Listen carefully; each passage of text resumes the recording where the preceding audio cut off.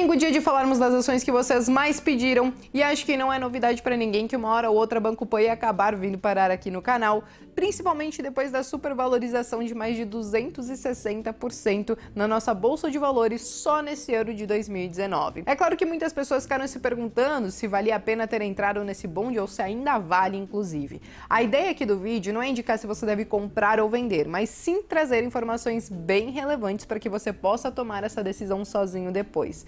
E claro que todas as informações que eu vou falar aqui nesse vídeo tem um link aqui na descrição com um relatório que o pessoal da Levante me ajudou a elaborar e que vocês podem ter acesso gratuito a eles também. Agora vamos lá, gente. Banco Pan talvez tenha tido essa grande valorização na nossa bolsa por conta de alguns fatos bem relevantes. O primeiro deles é justamente que o banco quer se tornar 100% digital até o fim desse ano de 2019, tendo como alvo aí a classe C, D e E. Até então, a especialidade do banco era fornecer crédito, fazer empréstimos, justamente para essas classes também. Mas agora está querendo vir para o mundo digital e por mais que não pareça uma novidade, porque me parece muito sim que é o percurso natural dos bancos aí do nosso mercado, as pessoas gostaram bastante, talvez por acharem que Banco Pan pode ser o novo Banco Inter, que desde o lançamento do seu IPO subiu mais de 300%. Mas é claro que nós precisamos analisar alguns números e alguns outros fatos relevantes também. Um deles fala sobre a composição societária do banco. E aí, só para vocês entenderem hoje, os maiores acionistas do banco são o Banco BTG e o Banco Caixa.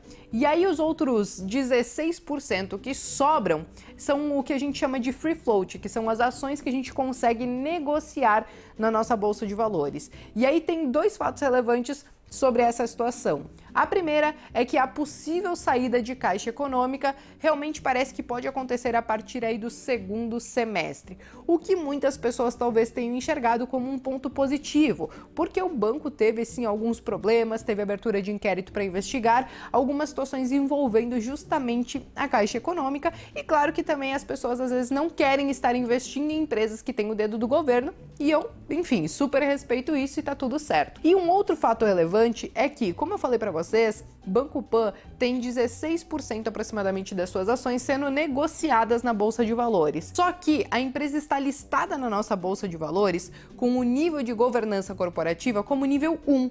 E o nível 1 exige que a empresa tenha pelo menos 25% das suas ações sendo negociadas no mercado. Então ela está em desacordo com este nível 1, sendo que ela tem até o segundo semestre também para se adequar. E por conta disso, então, ela vai precisar fazer uma oferta de ações na nossa Bolsa de Valores. Então, esse tipo de situação nós temos que ficar atentas, porque até então ela está fora das regras e isso pode sim prejudicar a questão da governança corporativa. E é claro que nós temos também que analisar algumas situações da própria gestão da empresa, da própria governança também, e aí a gente está falando de coisas que acontecem lá dentro. O Banco Pan, para quem não sabe, desde 1990 até 2011 se chamava Banco Pan-Americano e era controlado pelo grupo Silvio Santos, que eu acho que todo mundo conhece. E aí em 2009 a Caixa Econômica ela entrou na jogada e depois em 2011 o Banco BTG entrou também, assumindo o Banco Pan com uma dívida de mais de 4 bilhões de reais e ainda aí com alguns pepinos como fraudes contábeis que estava acontecendo. A missão então era realmente tentar colocar ordem na casa e é claro que houve significativas melhoras, porém ainda assim durante esses anos tiveram alguns outros problemas de abertura de inquérito para investigar a Caixa Econômica, né, com essa participação em Banco Pan, também tiveram alguns problemas tributários e algumas coisinhas assim que foram pesando. O que acontece é que neste último ano nós podemos ver sim que Banco Pan conseguiu entregar resultados um pouco mais consistentes, entregando lucro, mostrando sim que a empresa parece que está num caminho certo. Só que quando a gente olha os últimos 5 anos, não foi exatamente isso que aconteceu. Nós tivemos aí uma oscilação de resultados, uma montanha-russa entre lucros e prejuízos, mas é claro que ultimamente a coisa melhorou. E aí quando a gente fala de lucro, nós vamos começar a já falar um pouquinho sobre os outros números de Banco Pan. E é justamente, eu acho, o que vocês querem saber para entender se justifica aquela alta toda na Bolsa de Valores ou se não foi apenas uma reação das pessoas empolgadas aí com a novidade do banco e que, né, logo os preços devem se corrigir. A questão é, o banco vem dando lucro sim, Porém, como não foi uma constante, quando a gente olha para os próprios dividendos da empresa, ele até paga dividendos, mas também não é constantemente, e esse dividend yield está na faixa de 1,1% ao ano, ou seja, é muito pouco. Quando as pessoas investem em Banco Pan, com certeza é pensando muito mais na valorização do que simplesmente nos dividendos, porque não é quase nada.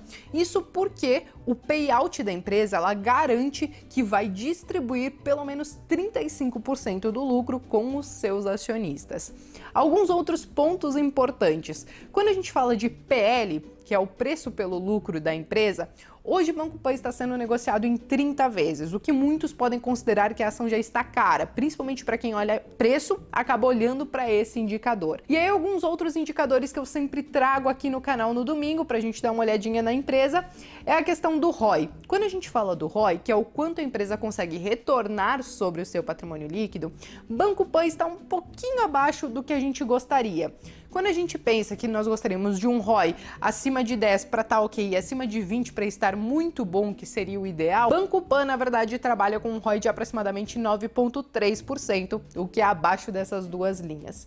E aí, quando a gente fala da questão da margem líquida, que é um outro ponto importante, Banco Pan tem uma margem de aproximadamente 53-54%. O que, claro, quando a gente olha para o setor financeiro, isso é muito comum. E tem um outro indicador que eu sempre trago aqui para o canal, que é para a gente tentar medir o nível de endividamento da instituição.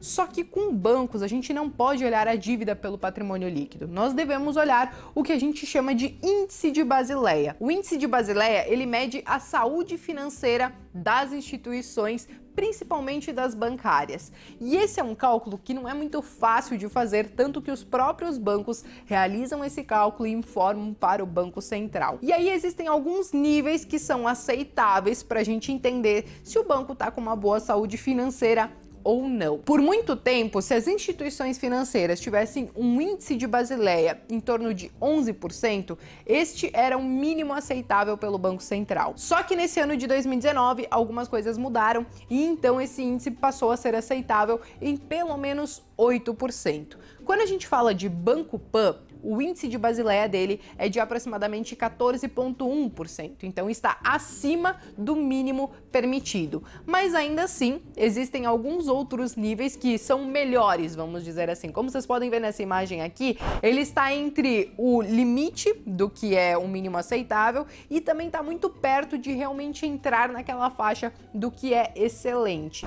O que acontece? Quanto maior o nível de Basileia, mais, vamos dizer assim, seguro é o banco, mais confiança ele pode passar quanto à sua situação financeira. E quanto mais baixo, pode ser que o banco ele queira estar alavancando aí suas operações de crédito, e é claro que isso pode envolver um pouquinho mais de risco e por conta disso eles podem ter esses índices mais baixos.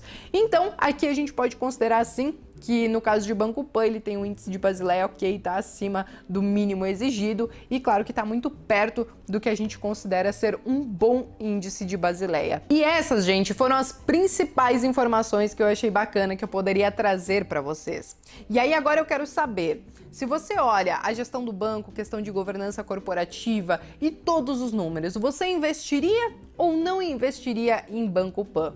Escreve aqui nos comentários que eu quero saber. Se vocês acharem válido também fazer um vídeo explicando um pouquinho mais sobre esse índice de Basileia que eu nunca tinha falado aqui no canal, escreva aqui também. E não esqueçam também de pedir as ações que vocês querem ver aqui no próximo domingo. As ações mais pedidas, vocês sabem que eu sempre acabo trazendo aqui no fim de semana.